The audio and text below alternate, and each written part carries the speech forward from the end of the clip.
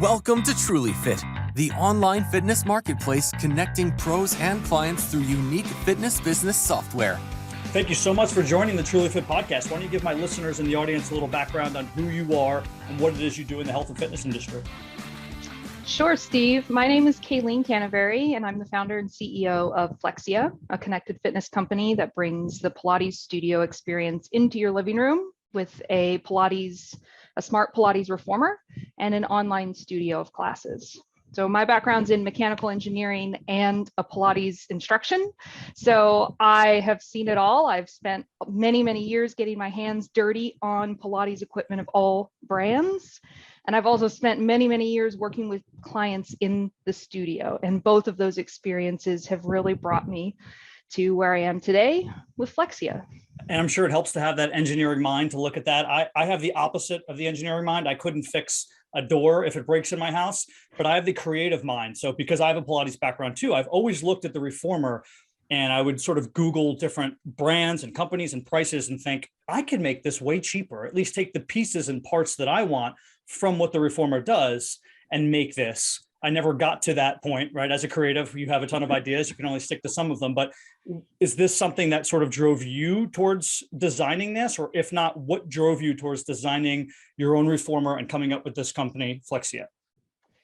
Like I mentioned, I spent about 5 years running my own small business where I would be a technician for Pilates studios, gyms, individuals who were buying a Pilates reformer or other piece of Pilates equipment. And I spent time in the studio. And across both of those experiences, the question I kept getting asked was, how do I bring my Pilates reformer experience outside of the studio? And there was no good answer that we could patch together. You know, Pilates equipment is big, it's intimidating, it's confusing to use, much less figure out which one to buy. Yeah. And then when you get home, how do you use it? It's not like getting on a bike or a rower and doing the same thing over and over again. And combine that with the fact that in the studio, I was constantly battling whether the reformers would actually fit many of my clients who came in the door. And so I thought, well, much like you, there's got to be a better way to do this. How can we deliver the professional grade experience that you get in a studio outside of the studio, make it a little bit friendlier for the home? Now, parallel to that, my mother, she is a physical therapist. She's been a lifelong active person, hiking, backpacking. She was a lifelong swimmer, loves to stay active, and is very, very dedicated to extending her life so that when she eventually has grandkids or whatever, she can still play with them and do the things into retirement that she wants to do. She knows Pilates is good for her. She doesn't have to be sold on that, but she and I together have probably tried every Pilates instructor in a 45-mile radius to try and find one that fit her energy, her style. And we were never successful. It was never, besides cost and location, the energy just wasn't right. And at the end of the day, we'd do a workout together. I would train her every once in a while when I was in town, and she would say, I really like this and I feel good, but at the end of a workout, I don't know if I've actually gotten better than last time. And, my Peloton has a number, like I can at least compete with myself. Yeah. Class over class over class. And it made me think, why isn't there a number? And the first obvious answer is, well, we have springs. So it's very hard to measure load because extension springs change weight depending on how far you extend them. But the second question is, like, in Pilates, do you actually care about the absolute load, or do you care about other things that are happening in the reformer environment, in the Pilates environment? So what do we care about? What do I spend 80% of my time teaching in a group class? And that has a lot to do with things that we can measure. Besides load, besides number of reps, things like control, consistency, distance that leads to range of motion. How can we gather these other things that come into play in determining whether someone is moving in the way that you're trying to coach them to move? And so that is really where we have taken the traditional, let's redesign the reformer, let's make an online studio. Oh, by the way, let's put some technology in it together so that we can change the way that we do Pilates as a whole, and maybe make it a little bit more accessible for people who are, as my mother would say, self-proclaimed uncoordinated people, don't have a great connection with their body. I love that, because to me, that slightly challenges what I would call the Pilates status quo, which is more of a dancey, artsy background, right? That's where it comes from. So they're looking at things like mind-body connection, and am I feeling this the way I'm supposed to? And am I, am I breathing and positioning myself in the right way? But like you said, ultimately, this is exercise, and exercise, there are metrics, and metrics are important to know that we are advancing. And then it's 2022. We obviously had the pandemic, and there's things going on. Virtual training is here to stay. If you're not a part of it, you're missing out. It's here, right? I'm not telling you it's the only way. Of course, I prefer in person myself as a personal trainer, but it's here to stay. You have to have at least one foot inside of that game, okay, if you want to be successful in this industry long term. And in order to be in that landscape, I think you do need metrics like that, because you're not always going to be with that trainer who can see exactly what's going on in a 360-degree range. Like you might be able to walk around a reformer and your client who's doing a particular movement on that. So I love how you added that in. I think that's absolutely fantastic. Now give me what I would call a client or member or customer experience. I go online, I purchase this reformer. What happens next? It gets sent to me. Do I build it? Is it come in a large package, a small package? Am I automatically, let's say, linked into some virtual classes and a subscription base? Just lay it all on me here. Absolutely. So when you buy the Flexia Reformer online, you get access to our online studio, which has non-reformer classes as well, plus how-to videos and all your reformer classes. Cool. As your reformer ships, is en route to you, you get periodic updates. And then we use a freight company that actually brings it into your home, so into the room that you want to use it in. And they can either leave it there, or we're working on getting white glove. Maybe by the time this airs, we'll have white glove installation. So that will be another option if people don't want to assemble it themselves. I do have to give a shout out. Like, we've had several customers who have said things like, I couldn't wait for my boyfriend to come home, and so I just did it myself, and it was amazing. I can't believe I did it. So we're really proud of the assembly process. It comes in 3 boxes. Now, this was really important to me because I have heard too many horror stories of not only dinging up your walls in your home, trying to bring this giant couch-sized thing in that requires 3 people to move, but also sometimes I had someone who received a reformer, couldn't get it in their front door, and have to turn around and list it for sale on the used marketplace because they couldn't even get it in their front door. So with our reformer, it ships in 3 boxes. So one person can get it from the curb, in this case, a delivery driver, and get it anywhere in your house by themselves. One person can assemble it. It is very easy to maneuver in that sense. Now, once you get it assembled, you connect it to Wi-Fi. You log into your online studio account and you go through what we call a user calibration. So this is a 20-minute sequence where we walk you through 5 basic exercises to, 1, show you how to find your fit. So adjust the machine to fit your body in the most common positions. And then 2, figure out what springs are right for you, so that when you go to your next class, you're not looking around going, I don't feel anything. Because as a Pilates instructor, we've definitely, in the moment, you have those clients who come in and you can see it on their face and they're like, and then you can go address them and say, like, what's going on? I'm not sure I'm doing this right. Oh, let me make a small change. That's what we're trying to do right from the get-go, so that you have that really efficient, kind of spot on first workout. I think the average person, the fitness professional who doesn't really know a lot about Pilates, will have no idea what the pricing is like for a reformer. You don't have to give me specific prices if you don't feel comfortable, but is it sort of commiserate or competitive with the market, or is it very different either in one way or the other? So we are very, very competitive in the Pilates market. We're at the lower end of any professional grade reformer. That's with technology or without it even. So huge pro there. Now, you might look at our price if you're familiar with Peloton or Hydro and go, oh, that's a little bit more. And yes, it's about comparable to, say, purchasing a tonal for your home.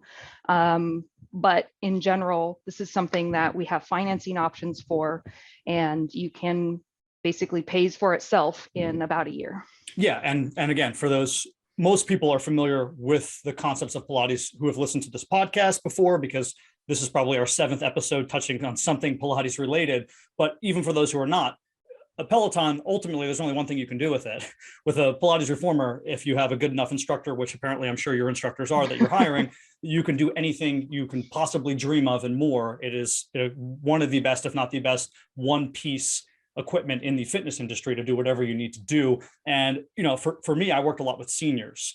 So I would do a lot of what I would consider like strength training on Pilates equipment. Yes. So I wasn't using always like Pilates sort of jargon and parlance and terminology.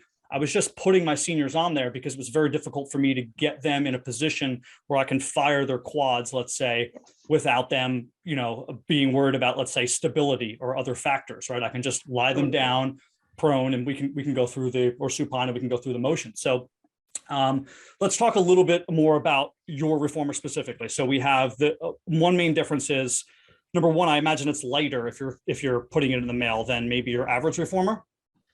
It's lighter in pieces, but it's a piece. It's a quality piece of furniture. So It's American hardwood cherry and aluminum and hand sewn upholstery. So not something that you would, pick up and move around all the time, but that's why we put wheels on it, and you can stand it up on its end to get it out of the way when you're not using it.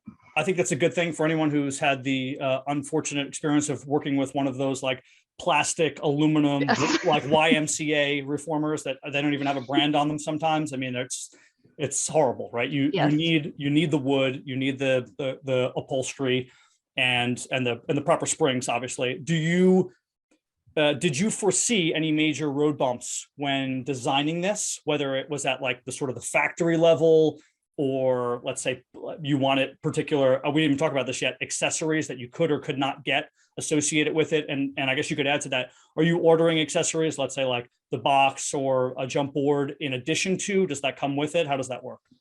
Yeah, so our reformer package includes key accessories like the box, a standing platform, and a jump board, which is not typical at all in the Pilates world. Yeah. But we think those are key parts to being able to use the reformer in all of its various ways. As far as foreseeing problems, I started sourcing this, my design, at the beginning of the supply chain crisis. So no, I did not foresee any of the things that actually happened. We do manufacture 100% in the US right now. And that has been a key part to really being able to get on the phone and troubleshoot when there are shortages of small things or questions about making bigger pieces. So it has not been without problems. It has been a very hands-on process to get it manufactured, but I'm really proud of the way it's turned out and proud to be learning and growing with some of our domestic partners. Did you sort of mentally blueprint this and say, okay, there's some musts here that I have to have, and then reach out and see piece by piece how this could go? Did you have help in this process? Because it seems like daunting if I wanted to do this on my own, right? Maybe I'm asking this because I've thought of this. What's the first phone call? How do you even start a process like that? My process was a little bit backwards, maybe, perhaps, but I do recommend it. And this kind of ties into the marketing strategy. So I had a mental picture of what I wanted in a reformer for years. It had been building for years during my experience in the field. But I actually ran like a self-hosted Kickstarter campaign in the summer of 2020 before I ever built anything. and it was all based on hand drawings. And that basically generated the interest, validated the concept that I was going for, and then I designed it in CAD. So I'm an engineer, everything fit together in CAD, made all of the mechanical drawings that communicate with the suppliers, worked with local partners to get them, and actually physically build the first one myself. And that's the very first one we ever built. It was in photo shoots. It looks nearly identical. You wouldn't be able to tell the difference from what we have out there today.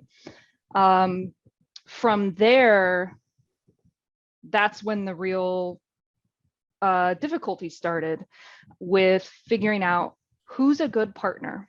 I will say that there are a lot of challenges, and there were a lot of challenges at the time. Like I said, a lot of promises made and undelivered, and sometimes through no fault of theirs. It's just the state of the world at that time. Sure. But definitely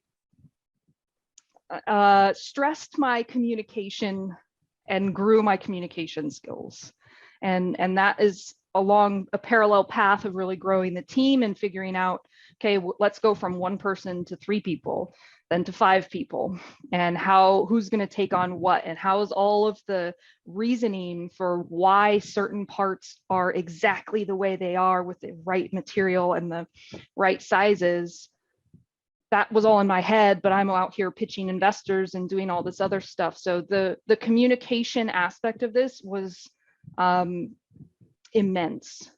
But again, really, really fortunate that engineering knowledge was basically in-house with me, which saved us millions of dollars in development costs by using an outside firm. It sounds like a daunting task. Better you than me. But I do think like this sort of engineering thing going on here with you is almost a marketing rung unto itself. I think it's such a cool story to have somebody from that background be able to fuse that with the Pilates and say, I see a problem, I fixed the problem, and I created this whole new sort of, side branch off of Pilates. I really think that in itself could be sort of a great marketing thing down the road. But let's talk a little bit more about the marketing. I know that you've had a special pre-launch strategy. You might have just hinted on it a little bit in order to garner some more interest and maybe even finances. Talk about why you decided to do that and how that all takes part. One of the big reasons, well, there were 2 big reasons for doing this first. First one was I wanted to raise money. I had never been on a venture-backed or taken on investment funds, and I knew this whole process would take time, launching a product, time and money. And I couldn't really get anyone to take me seriously. There's this catch-22 in fundraising, especially in early stage companies, where it's like you talk to an investor and they go, well, where's your traction? And you go, well, I need money to get traction. And they're like, well, I'm not giving you money till you have traction. And so it's like, well, where am I, right? What came first, chicken or the egg? Yeah, it's like everyone who tries to apply for a job and they're like, do you have 6 to 12 years experience? You're like, no, I just came out of college. Nobody has 6 to 12 years experience yet. Yeah. Exactly. And so doing this was a way to prove doing this was a way to generate funds to complete the rest of the process, and 2, to also prove that there was demand, that people were resonating with the messaging and the premise that I was building this company off of. And that was important for me personally, to make sure I'm not delusional and in my own little world. And it was also really important for outside investors. It's one of the main reasons that we were able to get into a certain startup accelerator program and make a whole bunch of new connections in the sports tech world, because we had done this legwork, super kind of guerrilla style of, hey, let's prove that there's demand for this. What do you think they were the most interested in? Was it like a a number of impressions? Was it the total money raised? Was there something that they were trying to tell you, like this is a must in this process, or did it really just depend on investor? It depended on the investor, and it really depends on how the founder, myself, tried to paint the picture. Mm-hmm. So in early stage companies, investors bet on the team and the people. And so it's very hard to give someone money who's hasn't done anything. And I don't mean done anything like made sales, but invested a lot of time and energy to go out and put yourself on the line and do something that proves you're committed. Mm-hmm. And so I think that had a big component to the story. The second story was, the sales numbers, right? Like how much money did I raise in how many days with what marketing spend? And what are these people, what are, do you survey them? Who are they? How old are they? Where do they live? What can you learn from them to show and validate? Yeah, this is who I was going after, and this is who I succeeded in attracting. And so I think there are multiple facets. I think the biggest nuance is, what does that particular investor's lens look like, and how do you tell the story? That's something that I've really learned a lot, and that starts with that first marketing campaign, using the language that I've heard my clients use over and over and over again, and then taking that same technique and applying it to investor meetings and applying it to new employee interviews, right? Every time you're thinking about, what does this person want to hear? Not, what can I tell them that sounds so smart? And that is really, really hard. Yeah, this goes along with another conversation I had with a buddy of mine who was on the podcast, Mark, who's sort of he does marketing for the nutrition world. He is the Canadian equivalent to a registered dietitian. I think they call it something different there, but he has people underneath him who are not quite as qualified, but he helps them build their nutrition-based marketing sort of companies. And the thing that he was trying to tell me was, you can't educate everyone. That's not your job. And it's difficult, because when you are a personal trainer, right? When you're someone who every day is trying to explain to your clients why they're doing these movements and what's going on anatomically in their body and what to be expected, all you want to do is educate and teach. But that's not always the first goal. And especially because we try to educate in a way in which we speak a different language, and we might see it through this lens where this is so obvious. How do you not know that this is needed in the market? How do you not know that there's no competitors? How do you not know that everyone's looking for this? And that doesn't work, right? Yeah. That's not going to go over well with people, you trying to talk down to them as if you know more than them about this. They're the ones giving you money. So I think from both perspectives, it's good to, like you said, learn how to speak their language long-term. But I do think it lends to helping you throughout all of your businesses. Like you said, they're interconnected when you're hiring people, right? The way you go through the interview process, even when you're working with new clients, maybe now you go through it a different way. You go, you know what? I have to sort of speak their language and take a step back and dumb this down and ask them how they want to receive the information, not just how I want to give the information. I had an experience once where I was working one-on-one with a client in the Pilates studio, and I love to look at the body like an engineer and explain. I think that's so powerful, because when I'm in a session, I'm like, why is this happening? What's going on under the surface, right? And so I sometimes subconsciously assume that's what all my clients want. And I actually had someone tell me, they were like, look, when you give me all this background, I just kind of tune out, and then I miss the important stuff. So just tell me what I need to do. and that really resonated with me, because this person and I had a great relationship. It wasn't like, she kept coming for a long time, and made a lot of progress. And it took a lot of guts for her to speak up and say that. I think I don't think that you can assume that everybody's the same. And I think the important thing for me was, what is she thinking about her body and her mind? What are the words? The words are not rectus femoris. Yeah. The words are thigh. Why am I using these words that she has to go through like 3 hoops in her brain to go, oh, I think that's my thigh muscle, and now I'm like 5 words down the road and we're not connected anymore. Yeah. I mean, ultimately, part of training is an art, right? It's we have people like you who are anatomical sleuths, certainly not my strength. And then we have people who can just walk into any weight room or fitness center and you can give them a band and a single dumbbell and they can put a workout together, right? Because it's that's their paintbrush and the palette. The palette is the gym. So and then ultimately we need to fuse those skill sets together to become the best version of ourselves as fitness professionals and health professionals. But we are typically a little bit more one than the other.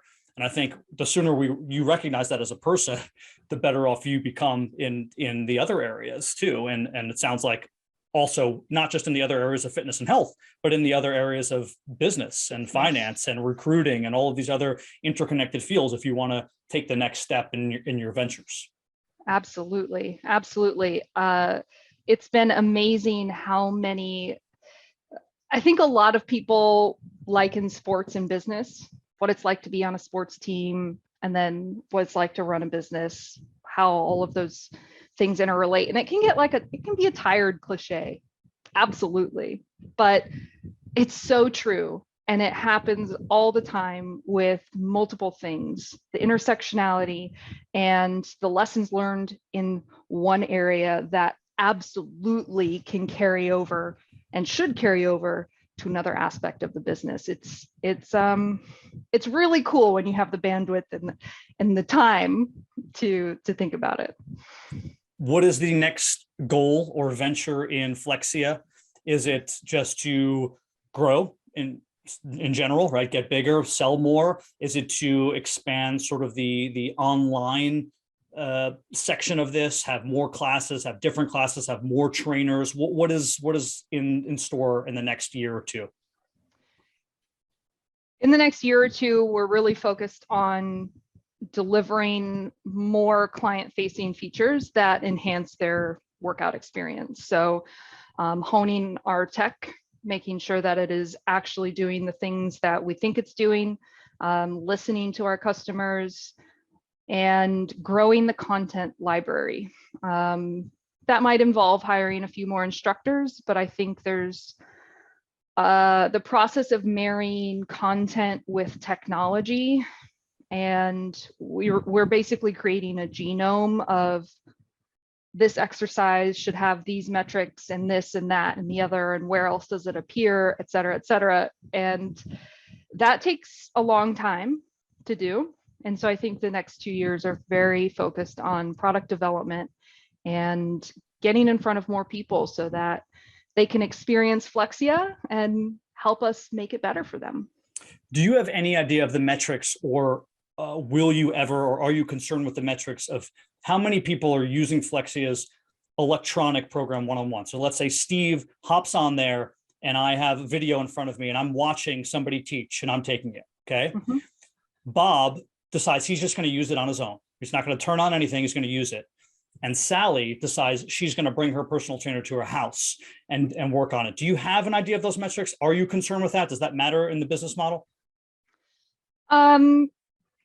We don't have a clear idea of those 3 specific categories that you break down. Yeah. However, you mentioned something really interesting, which is one, body autonomy. Look, I want to work out the way I want to work out. I don't like an instructor. I don't need an instructor today. That's great. Someday I'd like to have a build your own class stack so that we can support you with metrics and you don't have to have an instructor on screen. And then the other thing is, I think this is an important conversation to have, especially in front of fitness instructors, is that at-home fitness is never going to replace in-person. And likewise, right, vice versa. Mm-hmm. They're 2 different experiences that offer 2 different things with some overlap. And because we're creating technology that adds metrics to the Pilates experience, imagine if you're a Pilates instructor in the studio And now all the things you spend 80% of the time telling your class, things like speed up, slow down, try a different weight, no, two more, all of those things that are not necessarily the things you studied 800 hours for. Mm-hmm. What if you could have the computer do that, and then you could focus on the things that you specifically are way better at than any computer? And I think that's really, really exciting, exploring how we're changing the way Pilates is practiced, not just at home, but in a group environment as well. Yeah, that is very exciting. I have to say, I'm intrigued to watch it. I have not watched a video of it being used yet, but I'm very intrigued. I'm sure the listeners are too. So let the listeners know, where can they find, let's say, a video tutorial on this? Where can they find more information about you and Flexia, and even order the equipment if they're interested? So you can find us on the web at flexiapilates.com. We also have a YouTube channel where you can see videos of and promos of some of our classes and behind the scenes footage. And then we're also on Instagram, so Flexia at Flexia Pilates. If you want to connect with me directly, I'm on Instagram at Kaleen Canevari. So I hope to connect with people and hear about their experiences. I will put all the links below. My guest today has been Kaleen Canevari. Thank you so much for joining the Trulyfit Podcast. Thanks for having me, Steve.